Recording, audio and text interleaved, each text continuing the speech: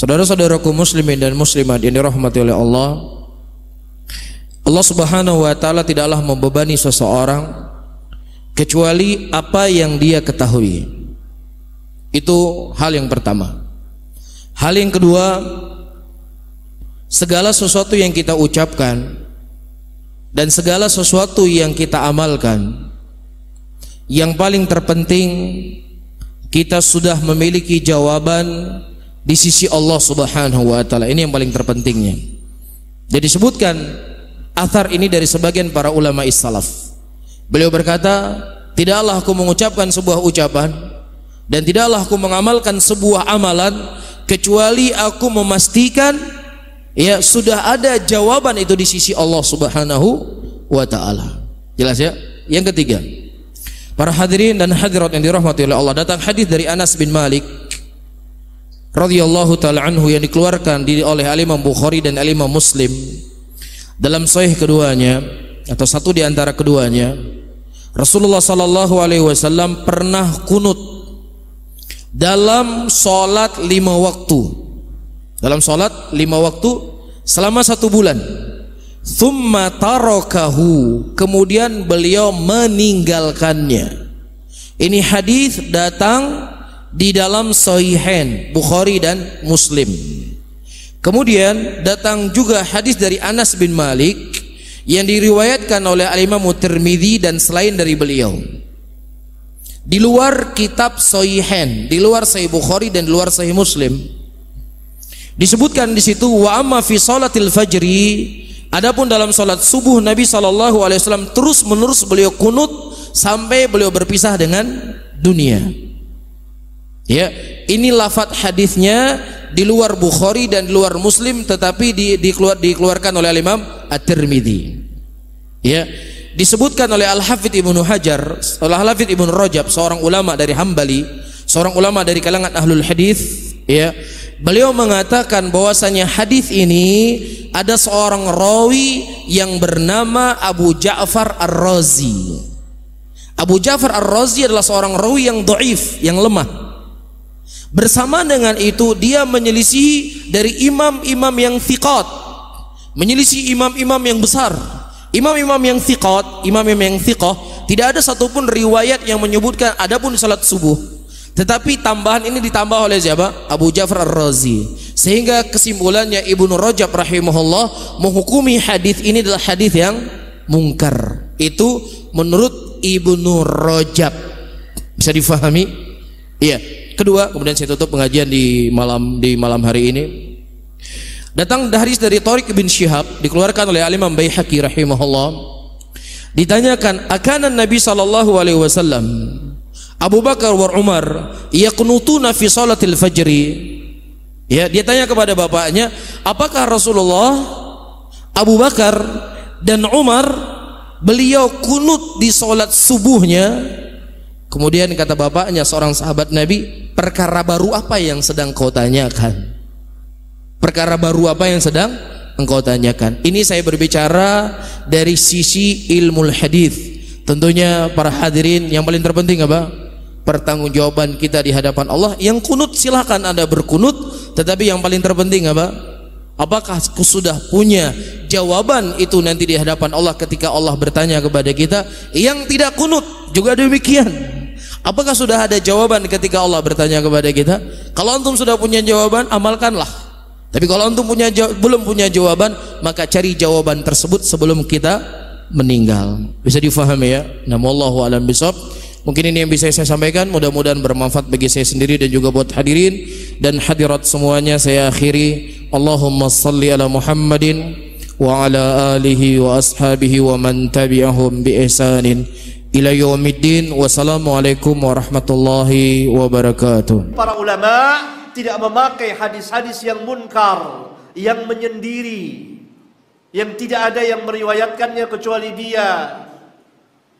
Seperti hadis tentang puasa Ramadan dibagi 3, awwaluhu rahmah wa awsatuhu maghfirah wa akhiruhu itqun minan nar. Ini hadis munkar. Atau hadis tentang kunut subuh terus menerus. Ini hadis bukan fadail, tapi berbicara tentang hukum. Dan hadisnya munkar, bukan hanya dhaif tapi munkar karena menyindiri seorang rawi yang namanya Abu Ja'far Ar-Razi, namanya Isa bin Abi Isa. Dia ini rawi yang baik agamanya, tapi dalam ilmu hadis tidak cukup baik agama, harus punya ilmu, harus kuat hafalannya. Dia ini buruk hafalannya. Dia biasa duduk di majelis para imam, mendengar hadis dari para imam. Tetapi ketika dia menyampaikan, karena dia buruk hafalannya dan sering ragu-ragu, jadi salah. Oleh karena itu terjadilah kesalahan yang fatal pada dia ketika dia mendengar hadis dari salah seorang rawi yang thiqah tentang kunut subuh, yang rawi ini meriwayatkan dari Anas bin Malik bahwa Nabi SAW kunut subuh, ya. Dan kadang-kadang Nabi SAW lama kunut. Yang dimaksud lama kunut, lama berdirinya setelah ruku' i'tidal. Karena salah satu arti kunut adalah lama berdiri. Karena itu Nabi SAW pernah ditanya dalam hadis riwayat Imam Muslim, salat yang paling utama apa? Tulul kunut, lama berdirinya. Nah, dia salah paham. Dia sangka lama berdiri terus menerus kunut. Terjadilah kerancuan di dalam riwayatnya. Karena itu nggak ada yang meriwayatkan hadis kunut subuh terus menerus kecuali dari jalan dia. Karena dikatakan munkar.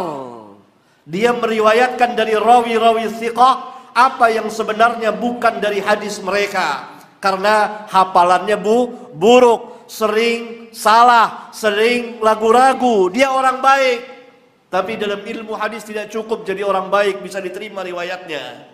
Harus punya ilmu. Nah, dia telah tersalah menerima hadis tentang kunut dari seorang rawi thiqah yang dapat dari Anas bin Malik. Sehingga dia mengatakan bahwa Nabi SAW, mazala Rasulullah SAW yaqnutu fil fajri hatta faraqad dunya. Nabi SAW selalu kunut subuh terus menerus sampai berpisah dari dunia. Ini bagian yang dia tersalah, keliru dalam menyampaikan. Maka hadisnya munkar karena hanya keluar dari jalur dia. Dia duduk di majelis, memang dia duduk di majelis para imam, tapi dia buruk hafalannya. Dia dengar hadis dari para imam yang menyampaikan, yang menerima hadis dari sahabat. Lalu ketika dia menyampaikan karena dia buruk hafalannya, salah. Seperti antum di sini misalnya, duduk di majelis sini, mendengar dari saya. Bukan saya imam ya, bukan saya ini, bukan. Ini contoh. Keluar, antum buruk hafalannya, tidak mencatat, tidak kuat hafalannya, catat, nyampaikan. Oh, Ustadz bilang begini, keliru. Dan itu banyak terjadi di majelis. Padahal saya nggak ngatakan seperti itu. Ini sayyul hibz, ini rawinya dhaif ini. Masya Allah. Doa kunut dalam salat subuh itu adalah sunnah yang sangat diharap di dalam madhab kita, Imam Syafi'i radhiyallahu ta'ala anhu. Madhab lain mengatakan tidak sunnah seperti madhab Imam Abu Hanifah. Jika ada orang tidak kunut lalu katanya dia ingin ikut Imam Abu Hanifah, ya orang benar, baik, nggak salah. Tapi kalau ada orang tidak kunut menyalahkan madhab Imam Syafi'i, dia telah salah. Imam Syafi'i juga pakai hujjah kok. Jadi kalau ada orang tidak kunut mengikuti Imam Abu Hanifah, taklid Imam Abu Hanifah adalah benar. Tapi kalau dia ikut kunut, dia meninggalkan kunut lalu mencaci yang kunut, dia salah. Karena Imam Syafi'i dengan hujjah-hujjahnya. Nah, kunut itu doanya adalah doa kunut jelas, Allahumma hdini fiman hadait wa afini fiman afait sampai akhir. Cuman bagi siapapun yang tidak bisa menghafal kunut, maka jangan sampai Anda, karena Anda ikut madhab Imam Syafi'i, jangan sampai ketinggalan keutamaan kunut. Maka Anda bisa membaca doa apa saja. Barangkali karena Anda takut diketahui tidak hafal, ya jangan keras-keras deh. Baca aja Rabbana atina fid dunya hasanah. Jadi Anda tetap berdiri untuk kunut. Jadi kami perlu sampaikan dan perlu kita berpegang dengan madhab supaya kita tidak gampang terombang-ambing. Biarpun setelah itu kita mandang madhab lain adalah benar. Kita tidak perlu menyalahkan, tapi berpegang dengan madhab itu penting. Supaya istiqomah. Jangan sok tahu, oh ini madhab ini saya bisa begini. Tidak. Anda sekali lagi Syafi'i, kunut adalah sunnah, bukan wajib tapi sunnah, tapi sangat dihimbau. Maka dalam keadaan apapun hendaknya Anda tetap kunut. Kalau Anda tidak hafal, Anda baca doa yang lain. Doa apa saja. Nama kunut artinya juga mengadu, memohon. Doa termasuk di antara ada doa Rabbana atina fid dunya. Bahkan kalau jadi imam pun karena dia nggak hafal kunut, hafalnya Rabbana atina, ya sah-sah saja kok. Dan jamaah nggak usah protes, itu tahu bahwa imamnya karena nggak hafal. Tapi mendapatkan pahala sama. Jadi jangan sampai ada yang meninggalkan kunut. Nah, kemudian kalau kita bermakmum di belakang orang yang tidak kunut, yakin dia tidak kunut karena mungkin Anda pergi ke India ketemu atau ke Turki sana, mereka madhab Abu Hanifah, mereka tidak pakai kunut, maka di saat Anda iktidal, Anda baca kunut yang paling pendek. Anda baca kunut singkat supaya Anda tidak ketinggalan, tapi Anda secara pribadi kunut. Dan ini tidak dianggap mukhalafah, belanggar. Karena apa? Anda tidak membuat kerjaan yang baru. Pun Anda iktidal setelah Anda rukuk sholat subuh di rakaat yang kedua, sami Allahu liman hamidah, imam baca Rabbana, Anda juga baca dipercepat sedikit, lalu Anda doa kunut sesaat. Dimanapun Anda berada, mungkin Anda dimudahkan untuk umrah, amin, atau haji, amin. Kemudian di sana kok tidak kunut, Anda tetap kunut di belakangnya, tapi sekiranya Anda bisa ngejar. Nah, ini kesunahan Anda tetap dapat dan Anda tidak berbeda, tidak melanggar kepada sang imam kunut ya. Tapi kalau ada imam tidak tasyahud tsani, tasyahud yang kedua, gak boleh ikut. Karena apa? Anda akan mukhalafah yang terlihat. Anda akan melanggar. Imamnya berdiri kok kita duduk waktu tasyahud. Tasyahud kan sunnah. Tasyahud sunnahnya sama dengan sunnah kunut. Nama sunnah abad. Maka kalau kunut kita membaca di belakang imam. Kalaupun imam tidak baca, kita membaca. Dipercepat. Yang nggak hafal tadi baca Rabbana atina fid dunya hasanah wa fil akhirati hasanah. Oh, nggak akan ketinggalan, nggak akan terlalu lama. Bahkan imam belum sujud sudah selesai kok kita. Bahkan waktu sami Allahu liman hamidah kita baca cepat Rabbana lakal hamdu. Itu dan seterusnya. Kemudian setelah itu baca doa kunut ringkas, begitu ya. Jadi karena ini berpegang madhab itu penting. Kenapa? Supaya kita tidak gampang terombang-ambing. Fanatik madhab tanpa menjelekkan orang lain itu penting, karena fanatik itu sebagai orang awam harus berpegang. Kalau enggak gampang bingung nanti, loh kok begini ya. Enggak, imam itu adalah orang-orang hebat. Imam Abu Hanifah di saat madhab Hanafi di saat mengatakan tidak ada kunut dengan hujah yang kuat, tapi tidak boleh saling mencaci. Bahkan antara Abu Hanifah dengan madhab Syafi'i juga akrab sekali kok. Ulama-ulama diskusi yang baik. Yang ribut itu kan yang kecil-kecil itu suka caci maki. Di kalangan ulamanya biasa diskusi yang bagus.